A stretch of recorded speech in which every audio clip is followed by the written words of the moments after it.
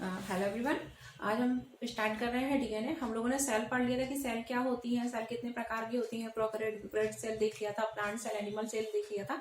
उसके बाद सेल का स्ट्रक्चर देख लिया था, उसमें जो जो सेल ऑर्गेनेल्स होते हैं उनके बारे में भी अच्छे से देख लिया था। जिन्होंने नहीं देखा, प्ले लिस्ट बनी हुई है तो आप लोग देख लीजिएगा, ठीक है।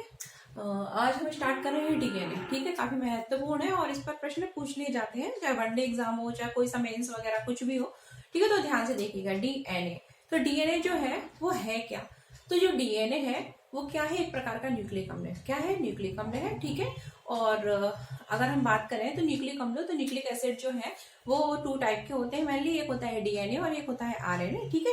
और न्यूक्लिक एसिड की जो खोज थी वो किसने की थी? फ्रेडरिक मिक्सचर ने की थी। किसने की थी? फ्रेडरिक मिक्सचर ने की थी, ठीक है। जीवों में अगर हम बात करें, चाहे मैं हूं चाहे आप हो, तो हम लोगों में क्या होता है? डीएनए और आरएनए दोनों ही होता है। लेकिन जो वायरस होते हैं ना, उनमें क्या होता है? या तो डीएनए होगा या आरएनए होगा, ठीक है। सिर्फ एक ही प्रकार का न्यूक्लिक अम्ल प्रेजेंट होता है। लेकिन जो हम लोग हैं और आप, ठीक है, जो भी वीडियो देख रहे हो, हम लोगों में क्या होता है? दोनों प्रकार के न्यूक्लिक अम्ल प्रेजेंट होते हैं।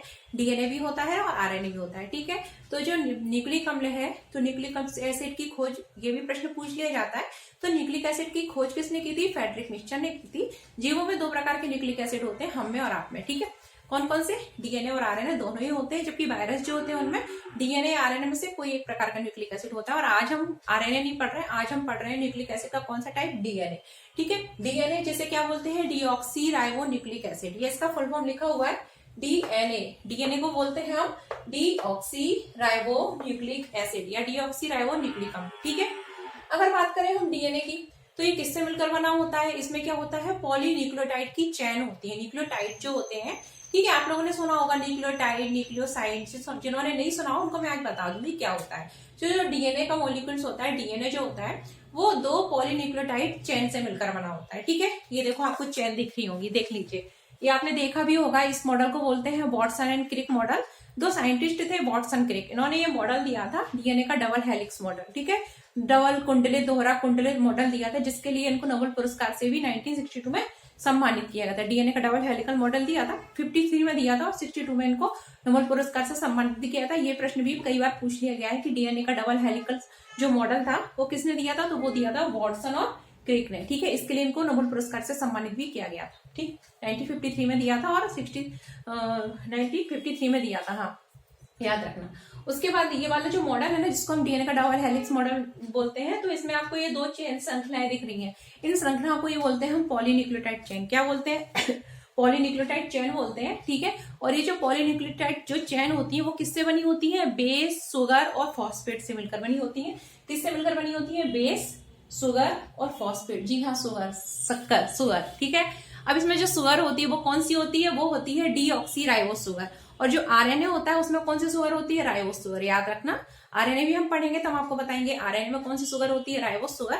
वही डीएनए जो होता है उसमें कौन सी सुगर होती है? डीऑक्सी राइबोस सुगर, ठीक है। डिफरेंस होता है, ठीक है। इसका नाम ही है डीऑक्सी राइबो न्यूक्लिक एसिड, ठीक है।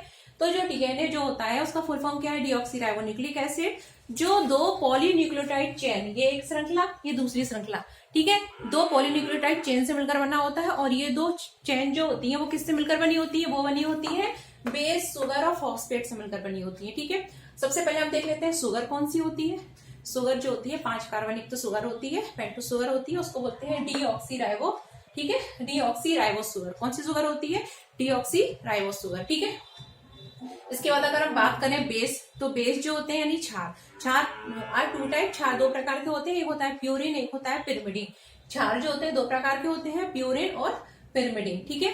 प्यूरिन के अंतर्गत आते हैं ए और जी। आपको ये सिंबल बने हुए दिख रहे हैं, संकेत मैंने लिख दिए हैं ए और जी, ठीक है। शॉर्ट में इसका नाम याद रखना, ए से होता है एडेनिन, जी से होता है ग्वानिन, ठीक है। वही पिरिमिडिन जो होते हैं उसके अंतर्गत कौन कौन से बेस आते हैं? टी फॉर थायमिन और सी फॉर साइटोसिन, ठीक है। जब हम आरएनए पढ़ेंगे ना तो आरएनए में क्या होता है? चेंज हो जाता है, यूरेसिल आ जाता है, ठीक है। पढ़ेंगे तब अच्छे से बताएंगे, अभी आप डीएनए याद करो, ठीक है। तो जो डीएनए होता है उसमें बेस कौन कौन से होते हैं? 2 प्रकार के होते हैं, एक होते हैं प्यूरिन, दूसरे होते हैं पिरिमिडिन। प्यूरिन के अंतर्गत आते हैं एडेनिन और ग्वानिन, और पिरिमिडिन के अंतर्गत आते हैं थायमिन और साइटोसिन, ठीक है। ये हो गया। डीऑक्सीराइबोस सुगर होती है, क्या होता है? एक फॉस्फेट ग्रुप भी लगा होता है। अगर हम स्ट्रक्चर देखें तो कुछ कुछ इस तरीके से होता है। ये आपको श्रृंखला के रूप में तो दिख ही रहा है, अलग से मैं बना के बताती हूँ कि किस तरीके से होता है। देखो, सबसे पहले क्या होगा कि एक लगा होगा क्या? बेस, ठीक है। मान लो कोई सा बेस लगा है, एडेनिन लगा है, ठीक है, एडेनिन लगा है। प्यूरिन का। उसके बाद इसमें क्या लगा होगा, एक पेंटोस सुगर लगी होगी, 5 कार्बन युक्त शर्करा होगी, ठीक है। ये रही, ये क्या है, शुगर, शुगर हो गई। फिर शुगर से एक क्या लगा होगा, फॉस्फेट ग्रुप लगा होगा। क्या लगा होगा, फॉस्फेट ग्रुप, ठीक है। अब ये एडेनिन है, ठीक है। अब इसमें क्या होगा, ये डबल बॉन्ड आपको दिख रहा है, ये मैंने डबल बॉन्ड बना दिया क्योंकि ए और टी, प्यूरिन और पिरिमिडिन के बीच में जो बॉन्ड होते हैं वो 2 प्रकार के होते हैं, एक होते हैं डबल बॉन्ड और एक होते हैं ट्रिपल बॉन्ड, ठीक है। याद रखना, ए और टी इनके बीच में ऑलवेज डबल बॉन्ड होता है। कौन सा बॉन्ड होता है, डबल बॉन्ड होता है, ठीक है। वही जी और सी इनके बीच में कौन सा बॉन्ड होता है, ट्रिपल बॉन्ड होता है। यानी एडेनिन की थायमिन से जब पेयरिंग होती है, ठीक है, एक प्यूरिन एक पिरिमिडिन जब पेयरिंग करते हैं तो उनके बीच में कौन सा बॉन्ड होता है, डबल बॉन्ड होता है। वहीं जब ग्वानिन की साइटोसिन से पेयरिंग होती है, हमेशा पेयरिंग किसकी होगी, प्यूरिन और पिरिमिडिन अपोजिट अपोजिट की होगी, ठीक है। लेकिन जब एडेनिन की थायमिन से जो पेयरिंग होती है, ठीक है, तो कौन सा बॉन्ड बनता है, डबल बॉन्ड बनता है, ठीक है। वही ग्वानिन की जब साइटोसिन से पेयरिंग होगी, ठीक है, तो कौन सा बॉन्ड बनेगा, ट्रिपल बॉन्ड बनेगा। इसको हम ऐसे भी लिख सकते हैं, टी को आगे लिख सकते हैं, ए को पीछे लिख सकते हैं, सी को आगे लिख सकते हैं, जी को पीछे लिख सकते हैं, ठीक है। और ये जो बॉन्ड होते हैं आपको दिख रहे हैं ना, ये बॉन्ड कौन से होते हैं, हाइड्रोजन बॉन्ड होते हैं। कौन से बॉन्ड होते हैं, हाइड्रोजन। ये जो बॉन्ड दिख रहे हैं ना, ये कौन से बॉन्ड है, हाइड्रोजन बॉन्ड है। कौन से बॉन्ड है, हाइड्रोजन बॉन्ड है। याद रखना, ये पूछ लिया जाता है, प्यूरिन पिरिमिडिन आपस में किस बॉन्ड से जुड़े होते हैं, हाइड्रोजन बॉन्ड से, ठीक है। प्यूरिन की जो पेयरिंग होती है हमेशा पिरिमिडिन से होती है, ए हमेशा टी से जुड़ता है और सी हमेशा जी से जुड़ता है, ठीक है। ऐसे भी बोल सकते हैं, टी ए से और जी सी से, ठीक है। बस बॉन्ड याद रखना, इस तरीके से जोड़ते हैं। ये क्या है, एक प्यूरिन, ये शुगर यानी बेस शुगर फॉस्फेट, ठीक है। अगली नीचे श्रृंखला भी ऐसी होगी, बेस शुगर फॉस्फेट बना देती हूँ, ठीक है। अगली में क्या हो गया, हमने मान लो जी ले लिया, ठीक है, ग्वानिन ले लिया, एक बेस, ठीक है, ये शुगर से जुड़ेगा, ठीक है, एंड ये इससे, और यहाँ पर ये फॉस्फेट ग्रुप। तो इस तरीके से ये श्रृंखला में ये एक के नीचे एक, एक के नीचे एक, इस तरीके से जुड़ते जाते हैं। और सामने भी ऐसे क्या होता है, यहाँ पर मान लो दूसरा हो गया, टी होगा। अब यहाँ जी है तो जी के इधर पेयरिंग हमेशा सी से होती है, तो यहाँ साइटोसिन होगा। और इन दोनों के बीच में बॉन्ड जो होगा वो कौन सा होगा, यहाँ पर होगा डबल बॉन्ड और यहाँ पर होगा ट्रिपल बॉन्ड। तो ये जो चीज है ना, ये बिल्कुल ऐसा होता है, ठीक है। इसमें हम इस तरीके से बना नहीं पाते हैं, तो मैंने आपको अलग से बना के दिखा दिया है। इधर पे क्या होगा, एक शुगर मॉलिक्यूल्स होगा, फिर इधर फॉस्फेट ग्रुप होगा। तो इस तरीके से एक के नीचे एक श्रृंखलाबद्ध पॉलीन्यूक्लियोटाइड जो चेन होती है वो जुड़ती चली जाती है और एक क्या बनता है, डीएनए का मॉलिक्यूल्स बन जाता है, ठीक है। इसलिए हम कहते हैं डीएनए जो होता है किसका बना होता है, पॉलीन्यूक्लियोटाइड चेन का बना होता है। तो पॉलीन्यूक्लियोटाइड चेन होती है जो बेस शुगर फॉस्फेट से मिलकर बनी होती है, ठीक है। अब देखो, बेस शुगर फॉस्फेट ये मिलकर क्या बनाते हैं, न्यूक्लियोटाइड बनाते हैं। लेकिन अगर हम क्या करें, फॉस्फेट को हटा दें, फॉस्फेट को हटा दें, सिर्फ बेस और शुगर को जोड़ दें, तो वो क्या बनता है, न्यूक्लियोसाइड। क्या बनता है, न्यूक्लियोसाइड, ठीक है। तो इसको हम ऐसे भी बोल सकते हैं कि देखो, बेस और शुगर ये जब मिलते हैं ना, ये 2 चीजें, तब बनता है न्यूक्लियोसाइड। क्या बनता है, न्यूक्लियोसाइड, ठीक है। ये 2 मिला दिए तो न्यूक्लियोसाइड बना, उसमें तीसरा फॉस्फेट भी जोड़ दो। अब हमने क्या करा, न्यूक्लियोसाइड में एक फॉस्फेट जोड़ दिया, तब मिला के बात तो वही हो गई ना।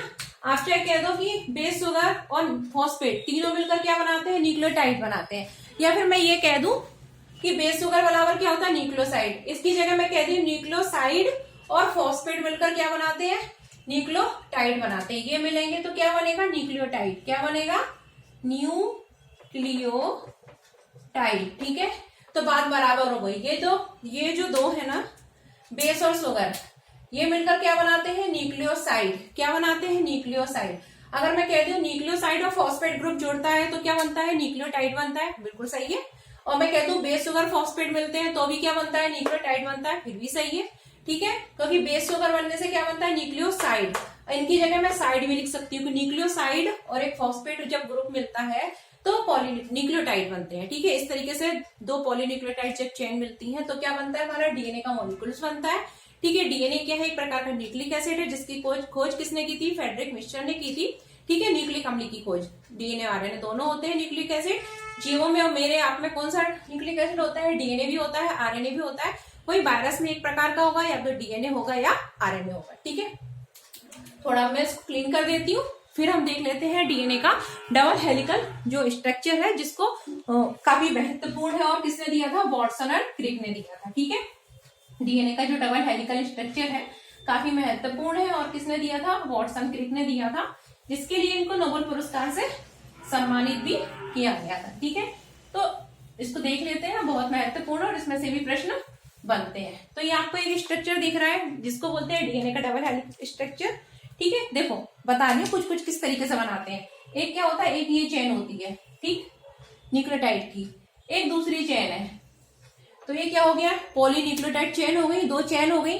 मैंने बताया सबसे पहले जो न्यूक्लियोटाइड की जो चेन होती है वो किससे बनी होती है, बेस शुगर फॉस्फेट, यानी कि क्या क्या होगा इसमें बेस भी होगा, इसमें शुगर भी होगी और फॉस्फेट भी होगा। बेस कौन होंगे, प्यूरिन पिरिमिडिन, ठीक है, ATGC, adenine guanine thymine cytosine, जो आपस में किससे जुड़े होंगे, हाइड्रोजन बॉन्ड से। शुगर कौन सी होगी, डीऑक्सीराइबोस शुगर होगी और एक फॉस्फेट ग्रुप होगा। ठीक है, मैंने आपको इधर बताया था इस तरीके से जुड़े होंगे। अब देखो ये जो पॉलीन्यूक्लियोटाइड जो चेन होती है ना, ठीक है, इसमें ये जो बेस शुगर फॉस्फेट है ये अरेंजमेंट होंगे, किस तरीके से होंगे, यहाँ पर मान लो मैंने लिख लिया ए, क्या लिखा मैंने, ए एडेनिन, ठीक है, यहाँ पे लिखा मैंने ए। अब एडेनिन की जो पेयरिंग होती है वो हमेशा किससे होती है, थाइमिन से, तो यहाँ पर थाइमिन होगा। ठीक है, और इनके बीच में जो बॉन्ड होगा वो कौन सा होगा, हमेशा डबल बॉन्ड, क्योंकि ए और टी के बीच में ऑलवेज कौन सा बॉन्ड होता है, डबल बॉन्ड होता है। एडेनिन क्या है, प्यूरिन, और थाइमिन क्या है, ये है पिरिमिडिन, और इनके बीच बॉन्ड जो होगा वो डबल बॉन्ड होगा, हाइड्रोजन बॉन्ड होगा। अब क्या होगा, यहाँ पर एक जुड़ा होगा शुगर, क्या जुड़ी होगी, शुगर, ठीक है, इधर भी शुगर होगी, डीऑक्सीराइबोस शुगर, ठीक, ओके। एंड क्या होगा, यहाँ पर जुड़ा होगा एक फॉस्फेट ग्रुप एंड यहाँ पर भी एक फॉस्फेट ग्रुप होगा। ठीक है, तो अब एक क्या होता है, 3' एंड होता है, एक 5' एंड होता है। ठीक है, इधर 3' 5' एंड इधर 5' एंड होता है, 3' एंड होता है। आप याद रखना, ठीक है, अपोजिट एंड होते हैं, एक साइड अगर 3' है तो दूसरी साइड 5' होगा, एक साइड 5' है तो दूसरी साइड 3' होगा, इस तरीके से ये जुड़े होते हैं। ठीक है, अब यहाँ पर टी और ए है, तो अगली रो में अगर मैंने माना सी है तो यहाँ क्या होगा, यहाँ जी है तो सी होगा, और इनके बीच जो बॉन्ड होगा वो क्या होगा, ट्रिपल बॉन्ड होगा। इस तरीके से ये पॉलीन्यूक्लियोटाइड जो श्रृंखला है वो किससे मिलकर बनी होती है, बेस शुगर फॉस्फेट से मिलकर बनी होती है, और इस तरीके से कैसी श्रृंखला बन जाती है, एक इस तरीके से श्रृंखला बन जाती है। ठीक है, अब देखो ये आपको दिख रहा होगा, इसमें देख लो, फिर मैं इसमें भी बता दूंगी कि यहाँ पे क्या है, ये एक है घुमाव, मतलब जो श्रृंखला का जो घुमाव होता है ना, जैसे जैसे मेरा ये हाथ है समझ लो, ठीक है, ये क्या है, इधर से ऐसे मोड़ रहा है, तो ये एक श्रृंखला ऐसी घूम रही है। ठीक है, फिर ऐसे ऐसे ऐसे ऐसे चक्कर लगाती रहती है, अगर एनिमेशन वीडियो देखेंगे।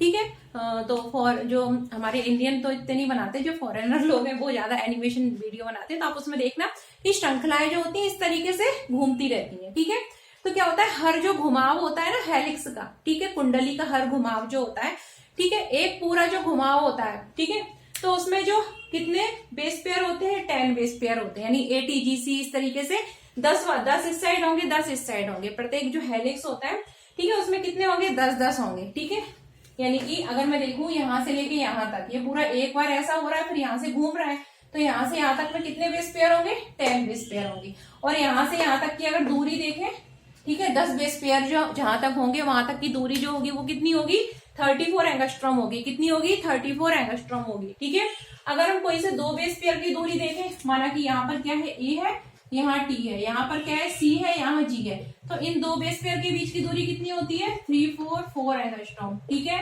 और पूरा जो एक लूप होता है वहां तक की दूरी कितनी होती है, 34 एंगस्ट्रॉम, एक कुंडली पूरी 34 एंगस्ट्रॉम की, और 2 बेस पेयर के बीच की दूरी 344 एंगस्ट्रॉम। ये प्रश्न पूछ लिया जाता है। अगर हम डायमीटर की बात करें तो हमारा जो डायमीटर मतलब व्यास, ये पूरा ऐसा, ये पूरा ऐसा, ये पूरा ऐसा, डायमीटर कितना होता है, 20 एंगस्ट्रॉम, कितना होता है, 20 एंगस्ट्रॉम। ये देखो ये मैंने लिखा है। ठीक है, अगर इसकी रेडियाई त्रिज्या की बात करें तो त्रिज्या आधी होगी, त्रिज्या हमेशा कैसी होगी, आधी, बीच में से ऐसी, त्रिज्या कैसी होती है, 10 एंगस्ट्रॉम होती है। ठीक है, तो ये हमारा हो गया डीएनए का डबल हेलिक्स मॉडल। ठीक है, किसने दिया था, वाटसन क्रिक ने दिया था, काफी महत्वपूर्ण है। इस पर प्रश्न बनते हैं। अब प्रश्न ये भी पूछ लिए जाते हैं, कुछ नहीं तो ये कब दिया था, तो 1953 में दिया था वाटसन क्रिक ने। ठीक है, और पुरस्कार, नोबेल पुरस्कार से कब सम्मानित किया गया था, 1962 में उनको नोबेल पुरस्कार से सम्मानित किया गया था। तो ये हो गया हमारा डीएनए कंप्लीट। कल मिलते हैं एक नई चैप्टर के साथ, एक नए टॉपिक के साथ देखने के लिए। और हाँ, अगर आप लोगों को अच्छा लगा हो, पसंद आया हो तो लाइक कर दो, शेयर और सब्सक्राइब कर दो। चलो बाय।